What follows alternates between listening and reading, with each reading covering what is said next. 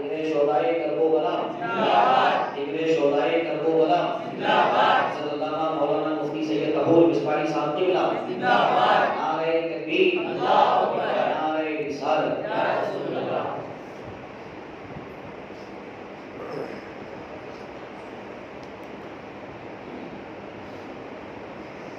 معزز سامعین کرام، السلام علیکم ورحمۃ اللہ وبرکاتہ.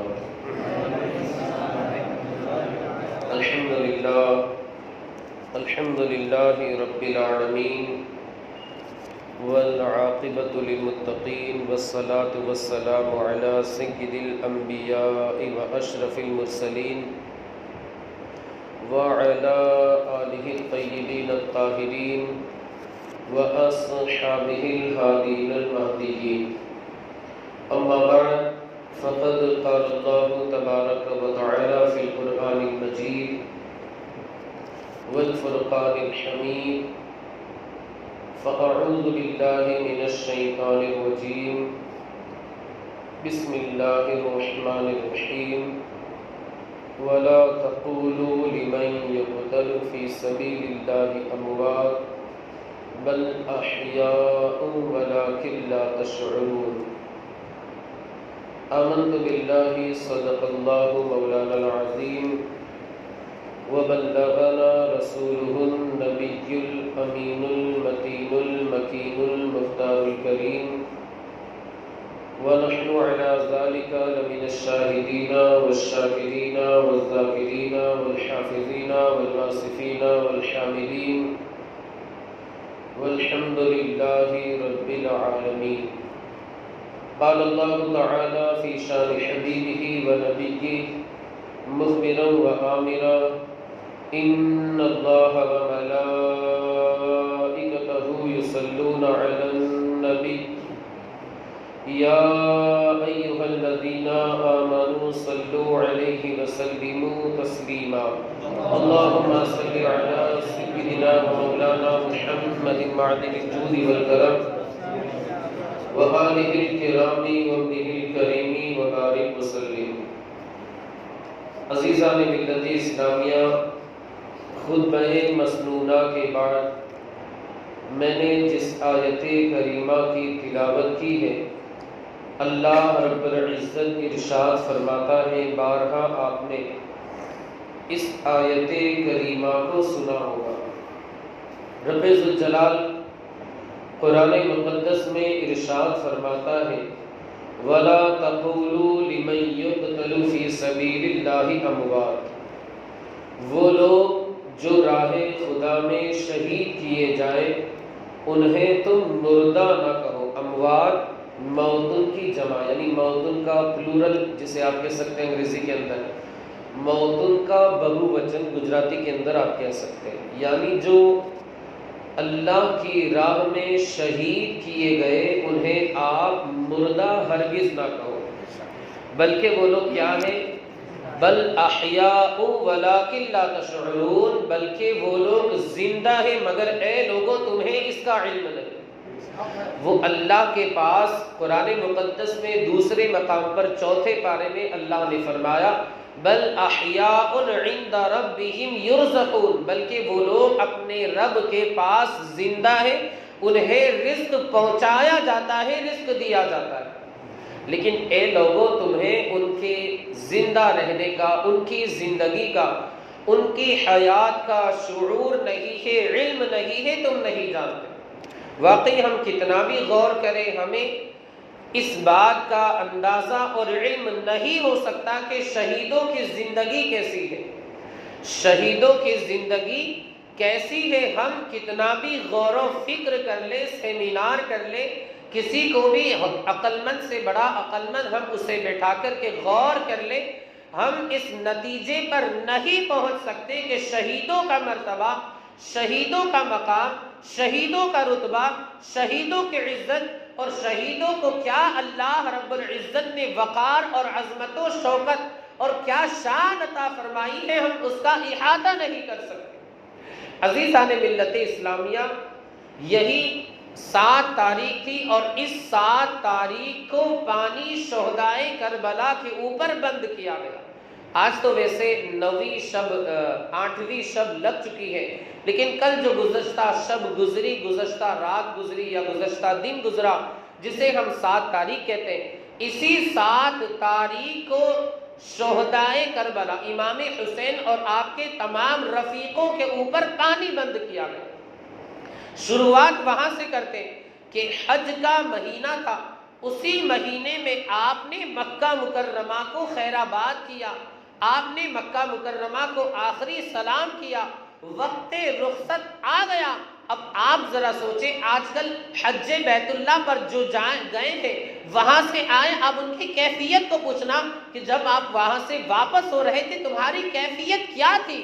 اللہ اکبر، وہ بیان کرے گا کہ مجھے آج بھی وہ منظر یاد آ جاتا ہے، وہ خانہ کعبہ کا طواف کرنا، وہ صفا مروہ کی سعی کرنا، وہ مقام ابراہیم کے پیچھے جا کر کے 2 رکعت واجب الطواف نماز ادا کرنا، وہ جا کر کے زمزم کا پانی پینا، مینا کی وادی میں ٹھہرنا، مزدلفہ کے صحرا میں ٹھہرنا، عرفات کے میدان میں ٹھہرنا، اس کے بعد حلق کرانا، قربانی کرنا، رمی جمار کرنا، وہ ساری چیزیں، وہ سارے مناظر میری نگاہوں کے سامنے آ جاتے ہیں، میری نگاہوں سے، میری آنکھوں سے آنسو بہنے لگتے ہیں، آنکھیں اشکبار ہو جاتی ہے، دل رو پڑتا ہے، اور دل میں یہی آرزو ہوتی ہے کاش کے بار بار اللہ مجھے یہ شرف عطا فرمائے، یہ سعادت عطا فرمائے، یہ خوش نصیبی عطا فرمائے، اور اس شرف سے رب کعبہ مجھے اس شرف سے کبھی بھی محروم نہ کرے، اور مدینہ منورہ کی بات کرے۔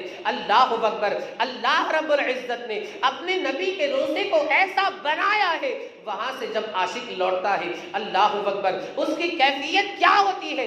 شاعر کہتا ہے طیبہ سے لوٹنا کسی عاشق سے پوچھئے، طیبہ سے لوٹنا کسی عاشق سے پوچھئے، ایسا لگے کہ روح بدن سے گزر گئی، یہ اس کی کیفیت ہوگی۔ اور مکہ مکرمہ، اللہ اکبر، روایت کے مطابق آپ مکہ مکرمہ سے کوفہ کی جانب روانہ ہوئے، وہ مکہ، اللہ اکبر، جس کے تعلق سے میرے آقا فرماتے جو بندہ مکے میں ایک نیکی کرتا ہے، رب کعبہ اسے اس نیکی کے بدلے میں 1 نہیں 2 نہیں بلکہ 1,00,000 نیکیوں کا ثواب عطا فرماتا ہے۔ آپ ذرا سوچو تو صحیح، جس بندے کو اللہ رب العزت کی جانب سے یہ انعام ہو، اس سرزمین کے اوپر، اس مقدس جگہ کی برکت کا عالم یہ ہو کہ بندہ ایک کرے، اللہ اس سے 1,00,000 اجر و ثواب عطا فرمائے۔ کسی کا دل چاہے گا کہ ایسی مقدس جگہ کو چھوڑ کر کے آئے، یہ تو ہم مجبور ہیں، ہمیں آنا پڑتا ہے، ویزا نہیں ملتا وہاں پر، شہریت نہیں ملتی، ہم رک نہیں سکتے، ورنہ تو اگر انسان کی اگر چلے، ہماری اگر چلے تو ہم تو وہیں پر ڈیرا ڈالتے، ہم تو وہیں پر ڈیرا ڈالتے، اب تو غنی کے در پہ بستر جما دیے، ہم تو یہ دعوے کے ساتھ وہیں پر ٹھہر جائے، لیکن کیا کرے، مجبوری ہے، کام دھندا بھی ہے، اور وہاں کی جو گورنمنٹ ہے وہ ہمیں رہنے نہیں دے گی، ہمارا ویزا ختم ہو جائے گا، کہ آپ کا حج کا ویزا جو تھا وہ ختم ہو چکا ہے، اب آپ سکون کے ساتھ، اطمینان کے ساتھ اپنے شہر کو، وطن کو روانہ ہو جائے، یہ انسان کی مجبوری ہوا کرتی ہے۔ اور اب یاد رکھیں، مکہ مکرمہ مسجد حرام کی برکت دیکھیں، اللہ کے رسول صلی اللہ علیہ وآلہ وسلم ارشاد فرماتے، اللہ کی کعبے کے اوپر 1 نہیں 2 نہیں بلکہ 120 رحمتوں کا نزول ہوتا ہے۔ کتنی؟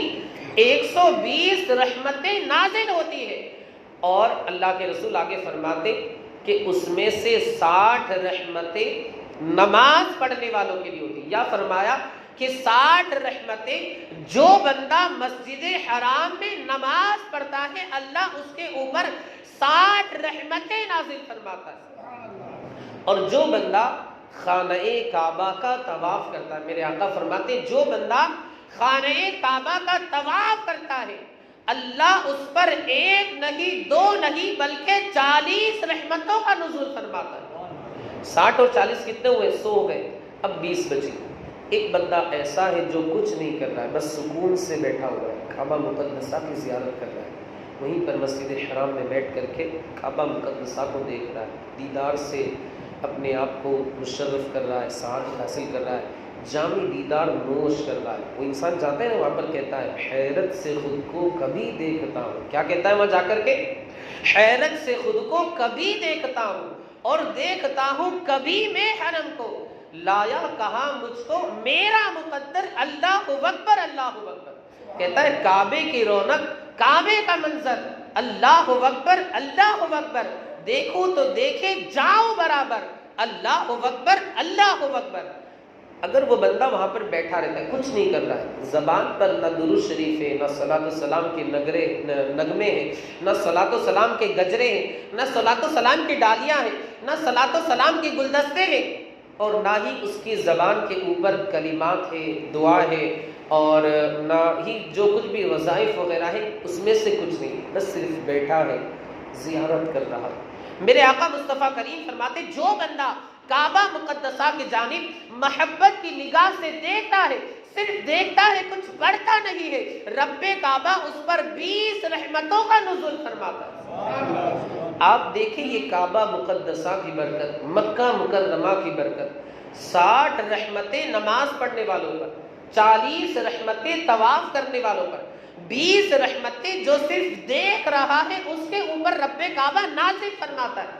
اور جو بندہ ایک نیکی کرتا ہے رب کعبہ اس سے 1,00,000 نیکیوں کا ثواب عطا فرماتا ہے۔ اگر وہاں پر وہ بندہ عمرہ وغیرہ کر رہا ہے تو اس کا ثواب بندے کو الگ ملے گا۔ اب آپ ذرا سوچیں کہ اگر یہ ساری فضیلتیں ہوں اور اس سے کہا جائے کہ تم مکہ چھوڑ دو، جس کے نانا کا شہر، جس کے نانا کے جد امجد حضرت ابراہیم کا بسایا ہوا شہر، اس بندے سے اگر کہا جائے تمہیں مکہ چھوڑنا ہے، کوفہ جانا ہے، اللہ اکبر، ان کے دل پہ کیا گزرے گی یہ وہی شخص بیان کر سکتا ہے۔ ان کے دل پہ کیا گزرے گی یہ امام حسین کی زبانی کی ہم سن سکتے ہیں، اور آپ کے اوپر جو آپ بیتی گزری یہ وہی بیان کر سکتے ہیں کہ آپ کے دل کے اوپر کیا گزری۔ ان کے نانا کا شہر، ان کے نانا کا خانہ کعبہ، خانہ خدا اللہ کا گھر، جن کی بنیاد پر لوگوں نے کلمہ پڑھا، لوگ مسلمان ہوئے، ہزاروں کی تعداد میں، لاکھوں کی تعداد میں لوگ خانہ کعبہ کا طواف کر رہے ہیں، اور انہی کے نواسے کو اس سے دور کیا جا رہا ہے، اللہ اکبر۔ اور ایک روایت میں یہ بھی آتا ہے کہ آپ نے مدینہ منورہ سے کوفہ کی جانب ہجرت کی، یعنی مدینہ منورہ سے آپ کوفہ کی جانب روانہ۔ میں نے آپ کو بتایا کہ مدینہ منورہ، اللہ اکبر، سرکار کا روزہ، کیا کہنا اس کا، جبھی میری ہو سنگے در تمہارا یا رسول اللہ، یہی ہے ایک جینے کا سہارا یا رسول اللہ۔ یہ حضور صلی اللہ علیہ وآلہ وسلم کے روزے کی کیفیت، اور وہاں سے اگر کسی کو کہا جائے کہ تمہیں اب جانا ہے، تمہیں اب مدینے میں نہیں رہنا ہے، تو اس کی کیفیت کیا ہوتی ہے؟ وہ جو میں نے ابھی آپ کو شعر پڑھ کر کے بتایا، طیبہ سے لوٹنا کسی عاشق سے پوچھئے، طیبہ سے لوٹنا کسی عاشق سے پوچھئے، ایسا لگے کہ روح بدن سے گزر گئی، اس کی کیفیت یہ ہوا کرتی۔ اور علامہ حسن رضا استاذ زمن فرماتے، مر کے جیتے ہیں جو ان کے در پہ جاتے ہیں حسن، مر کے جیتے ہیں جو ان کے در پہ جاتے ہیں حسن، جی کے مرتے ہیں جو آتے ہیں مدینہ چھوڑ کر۔ یعنی جو بندہ مصطفیٰ کریم کی بارگاہ میں پہنچا وہیں پر اس کا انتقال ہو گیا تو سمجھ لیجئے کہ وہ مر کر کے جی گیا، اور جو بندہ زندہ اپنے شہر واپس آ گیا یہ سمجھ لیجئے کہ وہ جی کر کے اس کا انتقال ہو گیا، کیونکہ مدینہ میں جو زندگی ہے وہی حقیقی زندگی۔ ایک شاعر نے کہا ہے کہ زندہ رہنا ہے، یاد آتی ہے مجھے اہل مدینہ کی وہ بات، یاد آتی ہے مجھے اہل مدینہ کی وہ بات، زندہ رہنا ہے تو انسان مدینے میں رہے، یعنی حقیقی زندگی جو ہے وہ مدینے کی زندگی۔ میرے آقا مصطفیٰ کریم فرماتے کہ اے لوگو، اگر تم سے ہو سکے مدینے میں مرنا تو مدینے میں مرو، اس لیے کہ کل قیامت کے دن جو بندہ مدینے میں انتقال کرے گا میں خود اس کی شفاعت کروں گا۔ میں خود یعنی محمد عربی صلی اللہ علیہ وسلم اپنے تعلق سے خود فرماتے، ہمارے حضور، ہمارے آقا، ہمارے مولا، کہ کل قیامت کے دن میں خود ایسے بندے کی شفاعت کروں گا۔ میرے امام فرماتے طیبہ میں مر کے ٹھنڈے چلے جاؤ آنکھیں بند، سیدھی سڑک یہ شہر شفاعت نگر کی، یعنی جو بندہ مدینے میں انتقال کر گیا مصطفیٰ کی شفاعت اسے 100% نصیب ہو جائے، مصطفیٰ کی شفاعت کو یقینی طور سے وہ بندہ پالے گا۔ اور میرے حضور اعلیٰ حضرت نے مدینے سے لوٹنے کی کیفیت کو کیا ہی بہترین انداز میں بیان فرمایا۔ ابھی بقرعید کا زمانہ گزرا، آپ حضرات نے دیکھا ہوگا، علماء سے مسئلہ بھی سنا ہوگا کہ ذبح کرنے سے پہلے چھری کو تیز کر لیا جائے، اس کے سامنے تیز نہ کیا جائے. اور یہ بھی ہے کہ کند چھری، یعنی جس کی دھار وغیرہ بیٹھ گئی ہو، جسے ہم اپنی زبان میں بوٹھی چھری کہتے ہیں اور کند چھری بھی کہتے ہیں، جس کی دھار بیٹھ گئی ہو، اس سے ذبح ہرگز نہ کیا جائے. کیوں؟ کیونکہ اس سے ذبح کریں گے تکلیف ہوگی بکرے کو، جانور کو، جو بھی ہے، اور بہت دیر میں جا کر کے وہ جانور ذبح ہوگا اور اسے دنیا بھر کی تکلیف ہوگی. اسلام نے جانور کی تکلیف کا بھی لحاظ رکھا ہے. اس بنیاد پر چھری جو ہے وہ تیز ہو تاکہ 2 منٹ میں اس ذبح ہو جائے اور اس کی روح وغیرہ نکل جائے، اسے زیادہ تکلیف کا سامنا نہ کرنا. لیکن آپ کند چھری لے کر کے بیٹھیں اور آپ ایسے دبائے جا رہے، بالکل اس کو تکلیف ہوگی، کٹے گا. ہم بھی مانتے کٹے گا، اس کا گلا کٹے گا، لیکن کافی دیر کے بعد گلا کٹے گا اور پھر مکمل نہیں کٹ جائے گا، تھوڑا کٹے گا. یعنی تقریباً آپ کو کم سے کم 10-15 منٹ لگ جائے اور اس کو تکلیف جو ہوگی، اللہ اکبر، آپ اگر تصور کریں تو آپ کو احساس ہوگا. ویسے تو مطلب ایسے محسوس نہیں ہوگا، لیکن آپ خود سوچیں کہ اگر یہی حال کسی انسان کے ساتھ کیا جاتا تو کیا ہوتا اس کو. تو ہمارے حضور صلی اللہ علیہ وآلہ وسلم نے اور شریعت نے لحاظ رکھا ہے کہ انسان جو ہے وہ بالکل تیز چھری سے جانور کو ذبح کر دے، کند چھری سے ذبح نہ کرے تاکہ اس کو تکلیف کا سامنا زیادہ نہ کرنا. حضور اعلیٰ حضرت نے اسی کی منظر کشی کرتے ہوئے فرمایا کہ اگر طیبہ سے کسی کو لوٹنا ہو، کسی عاشق کو طیبہ سے لوٹنے کے تعلق سے کہہ دیا جائے تو اس کی کیفیت، ظاہر سی بات ہے بکرا تڑپے گا. بکرے کو اگر آپ الٹی چھری سے اگر آپ ذبح کریں یا کند چھری سے ذبح کریں، الٹی چھری سے بھی اگر آپ ذبح کریں گے تو بکرا ذبح ہو جائے گا، لیکن ٹائم لگے گا، یعنی 15-20 منٹ نکل جائیں گے اور بہت تکلیف اسے ہوگی. الٹی چھری سے جیسی اس کی دھار ہے، اب دھار چھوڑ کر کے یہاں سے آپ ذبح کریں گے تو ذبح ہو جائے گا، 15-20 منٹ لگیں گے، لیکن اس کو بہت تکلیف ہوگی بالکل یقینی طور پر. اب حضور اعلیٰ حضرت فرماتے جس طریقے سے کند چھری سے بکرے کو ذبح کیا جائے یا جس طریقے سے الٹی چھری سے بکرے کو ذبح کیا جائے، وہ بکرا کس طریقے سے تڑپتا ہے، بکرے کو کس طریقے سے تکلیف ہوتی ہے، بعینہ جس طریقے سے وہ بکرا تڑپتا ہے، بکرے کو جس طریقے سے تکلیف کا سامنا کرنا پڑتا ہے، اسی طرح اس عاشق کی کیفیت ہوتی ہے جسے کہہ دیا جائے اب تمہیں مدینے میں نہیں رہنا ہے، واپس جانا ہے. اب اس عاشق کی بھی کیفیت یہی ہوتی ہے کہ وہ عاشق اس بکرے کی طرح تڑپتا ہے، تلبلاتا ہے اور بے چین اور بے قرار ہو جاتا ہے، جس طریقے سے وہ بکرا بے چین اور بے قرار ہو جاتا ہے جسے الٹی چھری سے ذبح کیا جاتا ہے. اعلیٰ حضرت فرماتے یہ رائے کیا تھی وہاں سے پلٹنے کی، اے نفس، یعنی اے انسان وہاں سے ہمیں لوٹنا ہے، اس کی فکر تم نے کیا پیش کی، یہ تجویز تم نے کیا پیش کی کہ اے انسان ہمیں مدینہ منورہ سے لوٹنا ہے. ستمگر مطلب ظالم، ستمگر الٹی چھری سے ہمیں حلال کیا. حلال کرنا سمجھتے آپ، حلال ذبیحہ. ستمگر الٹی چھری سے ہمیں حلال کیا، یعنی تم نے یہ کہا کہ اب ہمیں وہاں سے واپس پلٹنا ہے. یہ ہمارے لیے اتنی تکلیف والا جملہ ہے، گویا ہمیں ایسا لگا کہ کوئی ہمارے گلے کے اوپر الٹی چھری پھیر کر کے ہمیں ذبح کر رہا ہے، حلال کرنے کی کوشش کر رہا ہے. اتنی تکلیف کا ہمیں سامنا کرنا پڑا. اب آپ ذرا سوچیں، ہم جب غلاموں کا یہ عشق ہے کہ ہم وہاں سے واپس آنا نہیں چاہتے، ہم ادنا غلام، سرکار کے گناہگار امتی، سرکار کے سیاہکار امتی، سرکار ہم گواروں میں طرز ادب کہا، ہم کو تو بس تمیز یہی بھیک بھر کی. ہمارا حال یہ کہ ہمیں کوئی ادب کا لحاظ وغیرہ نہیں آتا، کس طریقے سے ادب کرنا چاہیے، بس ہمیں صرف مانگنا ہی آتا ہے. آپ کے در کی حاضری کے آداب کا تقاضا کیا ہے، ہمیں اس سے واقفیت نہیں ہے، ہم نہیں جانتے. اور ہم یا رسول اللہ آپ کے عاشق ہیں، آپ کی محبت کے دعوے دار ہیں، ہم آپ کا صدقہ کھانے والے ہیں. ہماری یہ کیفیت ہوتی کہ ہم وہاں سے جب لوٹتے ہم بے چین ہوتے، بے قرار ہو جاتے.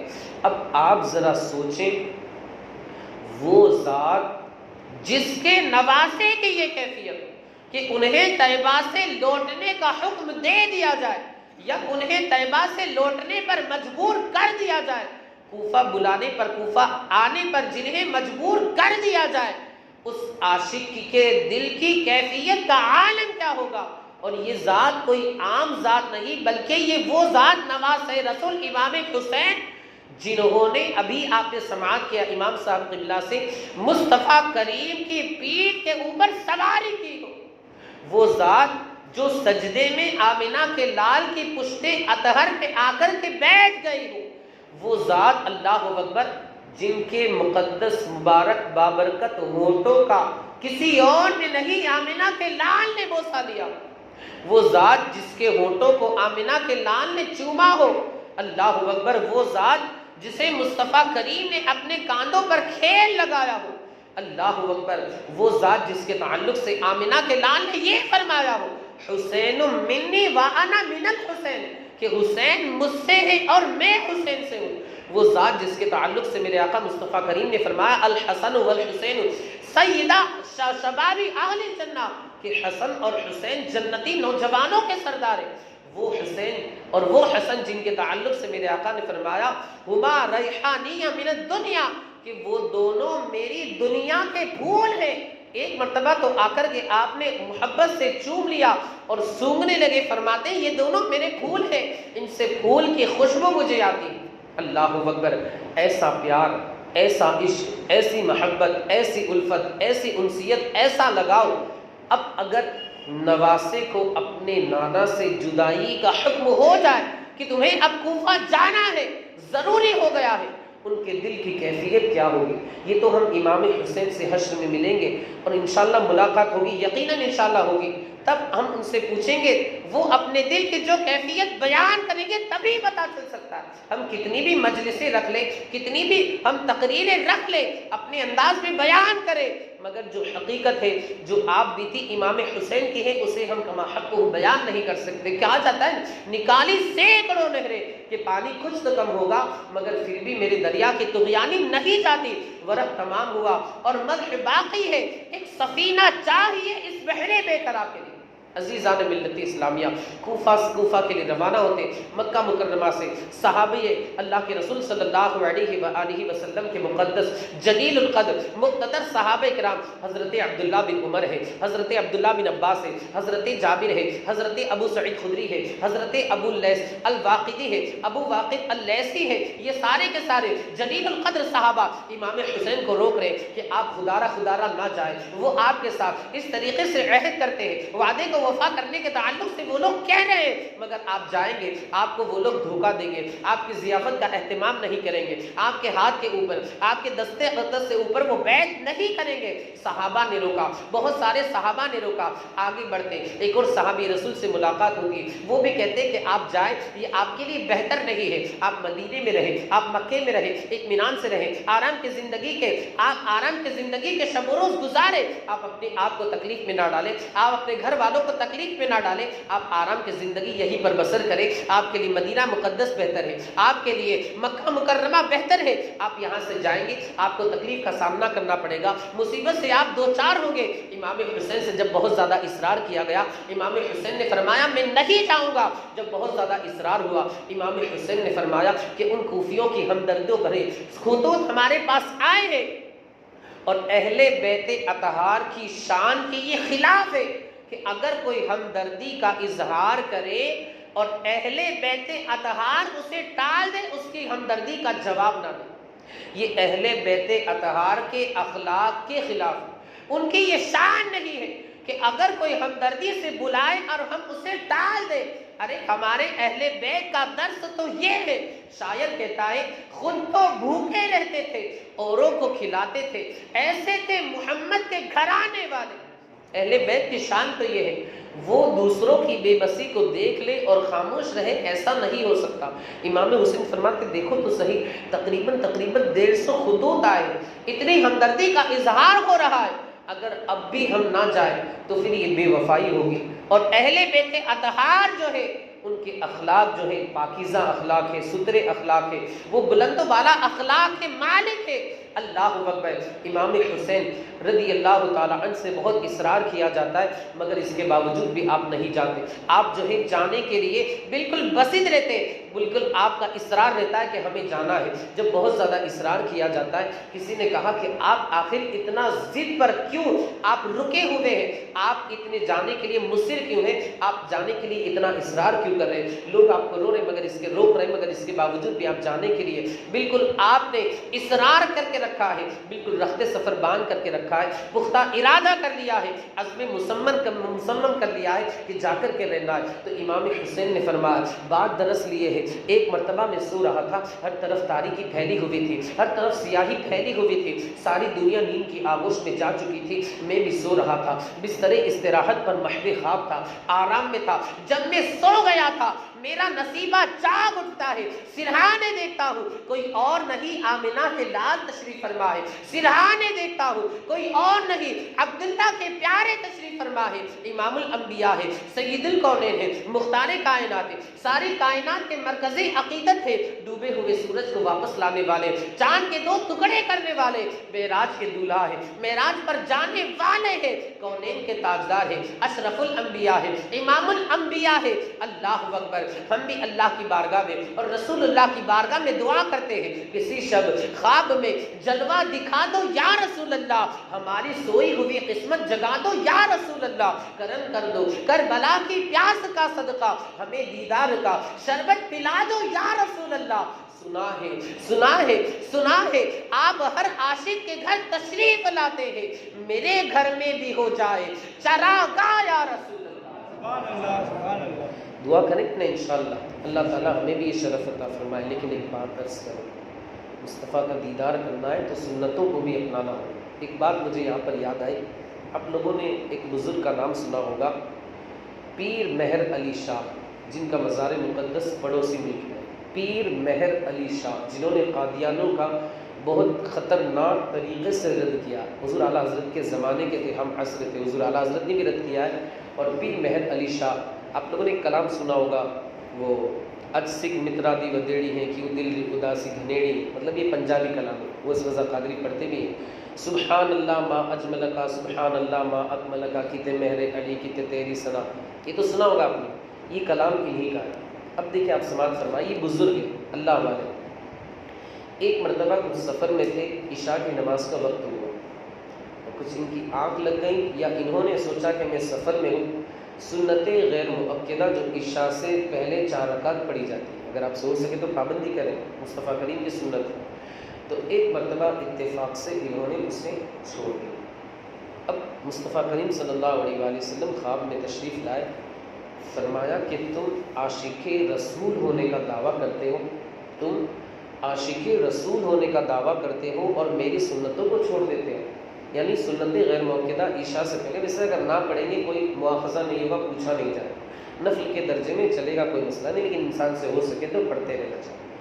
تو اللہ کے رسول نے فرمایا تم عاشق رسول ہونے کا دعویٰ کرتے ہو اور میری سنت کو چھوڑ دیتے ہو. اللہ اکبر. آنکھیں کھل جاتی. اس کے بعد سے زندگی میں کبھی بھی سنت غیر مؤکدہ نہیں چھوڑی.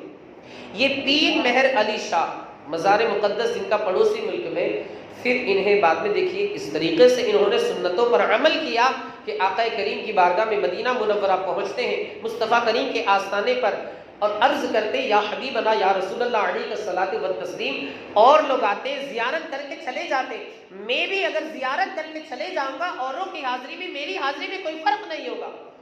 تو عرض کرتے حجرے ٹی وی مسجد آؤ نا, پنجابی زبان میں عرض کرتے حجرے ٹی وی مسجد آؤ نا, یعنی یا رسول اللہ آپ اپنے مزار مقدس میں جو آپ کا حجرہ مقدسہ ہے, جو حضرت عائشہ کا حجرہ تھا, وہیں پر آج گنبد خضرا بنا ہوا ہے. یا رسول اللہ دوسرے لوگ حاضری دے کر کے جاتے ہیں, سلام پیش کر کے جاتے, درود و سلام کی ڈالیاں نچھاور کر کے جاتے, درود و سلام کے گجرے پیش کر کے جاتے. یا رسول اللہ میں بھی اگر اس طریقے سے پیش کر کے چلے جاؤں تو میرے میں اور دوسرے کی حاضری میں کوئی فرق نہیں رہے گا. یا رسول اللہ آپ مسجد تشریف لائیں نا, آپ مسجد تشریف لائیں. شروع میں دیدار نہیں ہوا, لیکن بعد میں پھر مصطفیٰ کریم وہاں حجرہ مقدسہ سے, حجرہ مبارکہ سے مسجد نبوی, جسے آج کل مسجد نبوی اور حجرہ مقدسہ کے درمیان جو جگہ ہے جسے ریاض الجنہ کہا جاتا ہے, میرے حضور فرماتے ما بین حجرتی و روضی روضۃ من ریاض الجنہ. میرے امام نے اسی کی ترجمانی کرتے ہوئے فرمایا اس طرف روزے کا نور, اس طرف منبر کی بہار, بیچ میں جنت کے پیاری پیاری پیاری واہ واہ. یہ حضور اعلیٰ حضرت نے فرمایا کیا ہی ذوق افزا شفاعت ہے تمہاری، واہ واہ قرض لیتی ہے گناہ پرہیزگاری، واہ واہ. کہ اس طرف روزے کا نور. آپ لوگوں نے دیکھا ہوگا جو لوگ عمرے کے سعادت سے مشرف ہو چکے ہیں، جو لوگ حج کر چکے ہیں، جنہوں نے مدینہ منورہ میں حاضری دی ہے، کہ ادھر مثال کے طور پر گنبد خضرا ہے، ادھر منبر نور ہے، درمیان کا جو حصہ ہے اسی کو ریاض الجنہ کہا جاتا ہے. میرے حضور نے فرمایا ما بین روزتی ما بین روزتی و منبری روزتم من ریاض الجنہ، کہ میرے منبر اور حجرے کے درمیان جو جگہ ہے یہ جنت کی کیاریوں میں سے ایک کیاری، جنت کے باغات میں سے ایک باغات ہے. جو بندہ یہاں پر 2 رکعات پڑھے گا رب کعبہ اسے بے حساب ثواب عطا فرمائے. اللہ تعالیٰ ہمیں یہ شرف عطا فرمائے. تو مصطفیٰ کریم نے پہلے تو پیر بہر علی شاہ کو دیدار نہیں کروایا، بعد میں جب دیدار ہو گیا برجستہ عرض کیا سبحان اللہ ما اجملکا، سبحان اللہ ما اکملکا، کتے مہر علی کتے تیرے سنا گستاخ کی آدھی جی بڑھیا. اس طریقے سے پیر مہر علی شاہ نے اللہ کے رسول کی بارگاہ میں عرض کیا یا رسول اللہ آپ کتنے حسین و جمیل، کتنے خوبصورت ہیں، اللہ نے آپ کو کتنا حسین بنایا ہے کہ مہر علی شاہ کی زبان آپ کی تعریف بیان کر ہی نہیں سکتی. اسی طرح حضور اعلیٰ حضرت دیدار کے لیے گئے، پہلے دیدار نہیں ہوا، اعلیٰ حضرت نے ایک کلام وہیں پر بیٹھے بیٹھے برجستہ لکھا. وہ کلام کا آخری مصرع میں آپ کو سنا، مقطع جسے کہا جاتا ہے کوئی کیوں پوچھے تیری بات رضا، تجھ سے کتے ہزار پھرتے، مگر ہم عقیدت میں محبت میں احترام میں ہم عزت کرتے ہوئے یہ کہتے ہیں کہ کوئی کیوں پوچھے تیری بات رضا، تجھ سے شیدا ہزار پھرتے. شروع میں دیدار نہیں ہوا. ہوتا ہے نا کہ محب جو ہے وہ اپنے محبوب کو آزماتا ہے، اس کی محبت کتنی تڑپاتا ہے، کہ اس کا شوق کتنا ہے، اس کا اشتیاق کتنا ہے، اس کی تڑپ کتنی ہے، یہ اپنے عشق میں سچا ہے یا نہیں. وہاں پر یہ معاملہ تھا. اعلیٰ حضرت نے تو رب کعبہ کے لیے یہ فرمایا، حضور صلی اللہ علیہ وآلہ وسلم کے لیے یہ فرمایا، یعنی محبوب و محب میں نہیں میرا تیرا. خیر شروع میں دیدار نہیں ہوا، جب اللہ کے رسول صلی اللہ علیہ وآلہ وسلم نے دیدار کرا دیا، میرے ایمان نے برجستہ فرمایا تو زندہ ہے واللہ، تو زندہ ہے واللہ، میرے چشم عالم سے چھپ جانے والے. حضور اعلیٰ حضرت نے برجستہ فرمایا. خیر میں عرض کر رہا تھا کہ آپ دیکھیں ہم چاہتے نا کہ خواب میں دیدار و آمنہ کے لال کا، عبداللہ کے پیارے کا، امام الانبیاء کا، سید الکونین کا، مختار کائنات کا، تو ہمیں سنتوں کو بھی اپنانا ہوگا. اب دیکھیں پیر بہر علی شاہ نے عاشق رسول ہونے کا دعویٰ کیا، رضی اللہ تعالیٰ اللہ کے ولی، لیکن سنت غیر موقدہ اتفاق سے چھوٹ گئی. آقا کریم خواب میں آ کر کے بتایا سنت غیر موقدہ بھی پڑھو، تب جا کر کے تمہارا عشق سچا ہوگا. آج کل ہماری قوم کے نوجوانوں کا حال یہ ہے، اللہ اکبر، چہروں پر داڑھی شریف نہیں. تو نیت کریں انشاءاللہ داڑھی شریف رکھیں گے، نمازوں کو پابندی سے ادا کریں گے انشاءاللہ. امام حسین کے آخری سجدے کا واسطہ، اگر آپ حسینی ہونے کا دعویٰ کرتے ہیں تو حسین کے نانا کی سنتوں کو بھی اپنانا ہو، تب جا کر کے سچا عشق ہو. داڑھی رکھیں گے انشاءاللہ. کیا دنیا سے لے جانا ہے، یہ دنیا کیا ہے، انسان کی آنکھیں بند ہوئی، اپنے کفن کو وہ سیدھا کرنے کا بھی مالک نہیں ہے. تو خدا را آپ داڑھی شریف رکھیں انشاءاللہ، آپ سچا عشق مصطفیٰ سے کریں گے، سنتوں کو اپنائیں گے، یقیناً وہ کرم فرمائیں گے اور خواب میں تشریف لا کر کے آپ کو بشارت دیں گے. خیر تو میں عرض کر رہا تھا وہ امام حسین کا واقعہ، کہ امام حسین سے جب بہت زیادہ لوگوں نے کہا کہ آپ کیوں جا رہے ہیں، اصرار لوگوں نے کیا کہ آپ مت جائیں، تکلیف ہوگی وغیرہ وغیرہ، تو امام حسین نے فرمایا کہ ایک رات میں سو رہا تھا، آمنہ کے لال ہمارے نانا جان نے کرم فرمایا، ہماری قسمت کو جگا دیا. ہماری قسمت کا ستارہ عروج پر تھا، مقدر کا ستارہ جو تھا وہ بلندی پر تھا، اور مجھ سے ایک وعدہ میرے نانا نے لیا. پوچھنے والے نے پوچھا کہ بتائیے وعدہ کون سا ہے. میرے امام حسین نے فرمایا وہ وعدہ تو میں ہرگز نہیں بتا سکتا، وہ راز کی بات ہے، وہ میں وعدہ ہرگز نہیں بتا سکتا یہاں تک کہ میں اپنے رب کعبہ سے ملاقات کروں. یعنی میں آخری وقت تک، آخری دم تک، شہید ہونے تک، جامع شہادت نوش کرنے تک وہ وعدہ کسی سے نہیں بتا سکتا. آپ جانتی وہ وعدہ کیا تھا؟ وہ وعدہ یہی تھا کہ کربلا میں حسین کو ستایا جائے گا، پیاسا رکھا جائے گا، بھوکا رکھا جائے گا، گھر والوں کو شہید کیا جائے گا، لیکن ثابت قدم رہنا ہے، استقامت برتنی ہے، مصطفیٰ کریم کے دین کو بچانا ہے، اپنے نانا کی شریعت کو بچانا ہے، اپنے نانا کی سنتوں کو بچانا ہے. امام حسین نے اس وعدے کو نبھا کر کے دکھا دیا. اللہ اکبر۔ لوگوں نے بہت زیادہ اصرار کیا تو فرمایا کہ خوفیوں کے خطوط بہت زیادہ ہمدردی والے، اور ہمارے اہل بیت کے اخلاق کے خلاف ہے کہ کوئی بندہ ہمدردی کا اظہار کرے ہم اسے اسی طرح ٹال دیں، فراموش کر دیں۔ ہم اہل بیت کی شان تو یہی کتابوں میں لکھا ہے، امام حسین نے یہ نہیں فرمایا لیکن کتابوں میں لکھا ہے۔ ایک مرتبہ کی بات ہے، امام عالی مقام نے اپنے کسی خادم سے فرمایا 200 درہم دے کر کے لے جاؤ، اسے اہل بیت کے اندر تقسیم کر دو۔ اتفاق سے قریب میں ایک شخص آیا، اس نے صدا لگائی، اے نبی کے گھرانے والوں، اے نبی کے گھرانے سے تعلق رکھنے والوں، اے اہل بیت اطہار، اے مصطفیٰ کے مقدس آگ، اللہ کے نام پر کچھ صدقہ و خیرات کر دو، اللہ کے نام پر میری مراد کو بھر دو، اللہ کے نام پر میری جھولی کو بھر دو، اللہ کے نام پر میری مراد کو پائے تکمیل تک پہنچا دو۔ امام حسین اللہ اکبر، اہل بیت اطہار سے جن کا تعلق ہے، جن کی شان تو یہ ہے کہ خود تو بھوکے رہتے تھے، اوروں کو کھلاتے تھے، ایسے تھے محمد کے گھرانے والے۔ امام حسین نے جب اس کی صدا کو سنا، اس کی آواز کو سنا، اس کی ندا کو سنا، فرمایا اپنے اسی خادم سے جس کو 200 درہم عطا فرمائے تھے کہ جا کر کے اہل بیت اطہار میں تقسیم کر دو، اسے بلایا، پوچھا کہ کیا تم نے تقسیم کر دی؟ اس نے کہا نہیں میں نے ابھی تقسیم نہیں کیے ہیں، ارادہ بنا رہا تھا کہ آپ کا بلاوا آ گیا، آپ کی دعوت پر لبیک کہتے ہوئے آپ کی بارگاہ میں حاضر ہو گیا۔ امام حسین نے فرمایا رکو اب تقسیم مت کرنا، اس لیے کہ اہل بیت اطہار سے زیادہ ضرورت مند ایک سائل آ گیا ہے، ایک منگتا آ گیا ہے، ایک مانگنے والا آ گیا ہے، اسے زیادہ ضرورت ہے کہ اس کے ساتھ صدقہ و خیرات کیا جائے، اس کے ساتھ حسن سلوک کا معاملہ کیا جائے، اس کے ساتھ اچھا برتاؤ کیا جائے۔ آپ دیکھیں خود کے گھر کو ترجیح دے دی، خود بھوکے رہے، گھر والوں کو نہیں دیا، مگر اس سائل کے سوال کو پورا کر دیا، اس سائل کی مراد کو پورا کر دیا۔ اسے بلایا جاتا ہے، 200 روپے اسے دے دیتے، 200 روپے یعنی آج کے زمانے کے اعتبار سے، ورنہ 200 درہم جو ہوتا ہے وہ چاندی کا ہوتا ہے، بہت مہنگا ہوتا ہے۔ یہ ہمارے جو سکے چلتے ہیں یہ تو لوہے کے ہوتے ہیں، اس کی تو کوئی قیمت حیثیت وغیرہ وزن کے اعتبار سے نہیں ہے۔ آپ 10 کلو بھی لے جا کر کے آپ دے دیں گے اس کو تو آپ کو اس کی کوئی قیمت نہیں ملے گی، لیکن آپ چاندی 10 کلو لے جا کر کے دیں گے تو کتنے ملیں گے؟ آپ تقریباً آپ کو 6 لاکھ روپے ملیں گے، کیونکہ 1 کلو چاندی جو ہے وہ 60,000 روپے کی آج کل چل رہی ہے۔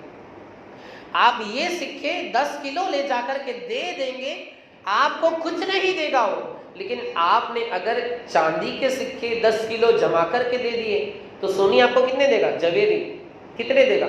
6 لاکھ روپے آپ کو دے گا۔ تو امام حسین نے یہی چاندی کے سکے 200 درہم جو گھر والوں کے لیے رکھے تھے اس سائل کو بلا کر کے عطا فرما دیے، اور اتنے پر بس نہیں بلکہ ارشاد فرمایا اے سائل، اے منگتا، ہمیں معاف کر دینا، اس سے زیادہ ہمارے پاس نہیں ہے، اگر ہمارے پاس اس سے زیادہ ہوتا حسین وہ بھی تجھے عطا کر دیتا۔ اب ذرا سوچو تو صحیح، یہ سخاوت آئی کہاں سے؟ ہم نے جب عالم خواب کے اندر جب تصور کیا ہم اس نتیجے پر پہنچے، ہم نے اوپر غور کیا تو ہم اس نتیجے پر پہنچے، یہ ان کے نانا سے سخاوت انہوں نے سیکھی ہے، جن کے تعلق سے میرے امام نے فرمایا واہ کیا جود و کرم ہے، شہ بتا تیرا نہیں سنتا ہی نہیں، مانگنے والا تیرا، تارے کھلتے ہیں سخا کے وہ ہے ذرہ تیرا، دھارے چلتے ہیں سخا کے وہ ہے قطرہ تیرا۔ میں تو مالک ہی کہوں گا کہ وہ مالک کے حبیب، یعنی محبوب و محب میں نہیں میرا تیرا۔ یہ ہمارے حضور کی شان ہے۔ جب ظاہر سی بات ہے نانا کی سخاوت کا یہ عالم ہے، نانا کی فیاضی کا یہ عالم ہے، نانا کے جود و کرم کا یہ عالم ہے، تو ظاہر سی بات ہے نواسے میں وہ اثر تو آئے گا ہی آئے گا۔ اس بنیاد پر امام حسین نے اس سائل کو 200 درہم عطا فرما دیے اور فرمایا کہ اس سے زیادہ میرے پاس نہیں ہے، ورنہ اس سے زیادہ ہوتے حسین وہ بھی تجھے نکال کر کے دے دیتا۔ پھر امام حسین روانہ ہوتے، سفر وغیرہ کے واقعات جو ہے وہ آپ کی نگاہوں کے سامنے، یہ مختصر تقریر تھی، چونکہ وقت ہو چکا ہے، اس بنیاد پر میں اسی پر اپنی گفتگو کو ختم کرتا ہوں۔ حضرت حر کا واقعہ جو راستے میں ہوا وہ تو حضرت کی زبانی آپ سن چکے ہیں۔ انشاءاللہ کل جو 10ویں شب تھی، یعنی کربلا میں 10ویں شب، جیسے کل 10 محرم ہے، جیسے ہمارے یہاں پرسوں آئے گی جمعہ والی شب جو آئے گی، 10ویں شب میں کیا ہوا اور 10 محرم کو کیا ہوا وہ انشاءاللہ کل بیان کیا جائے گا، اور اس کے بعد جو ہے کربلا کے بعد کیا ہوا وہ مختصر طور پر بیان کرنے کی کوشش کی جائے گی۔ آپ حضرات سے گزارش ہے کہ آپ کل بھی تشریف لائے، پرسوں بھی تشریف لائے، یہ نہ دیکھیں کہ ہمارا 1 گھنٹہ اس میں جا رہا ہے، بلکہ یہ دیکھیں کہ امام حسین نے اتنے سارے لوگوں میں آپ کو چن لیا۔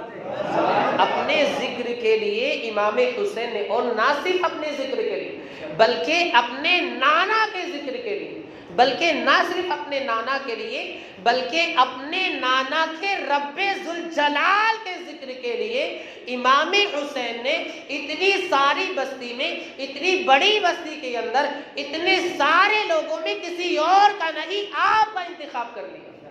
بہت بڑے شرف کی بات ہے۔ تو آپ اس نیت سے آئے، انشاءاللہ آپ کو صدقہ ملے گا انشاءاللہ العزیز۔ امام حسین آپ پر کرم فرمائیں گے، اپنے فیضان کی بارشیں نازل فرمائیں۔ آپ کل بھی آئے، پرسوں بھی آئے، مولا عز و جل ہمیں آپ کو اور ساری دنیا کے خوش عقیدہ مسلمانوں کو امام حسین کے فیضان کرم سے مالا مال فرمائے، ان کے نقش قدم پر ہمیں چلنے کی توفیق رفیق عطا فرمائے۔ استغفر اللہ ربی من کل ذنب واتوب الیہ، وآخر دعوانا ان الحمد للہ رب العالمین۔ السلام علیکم ورحمۃ اللہ۔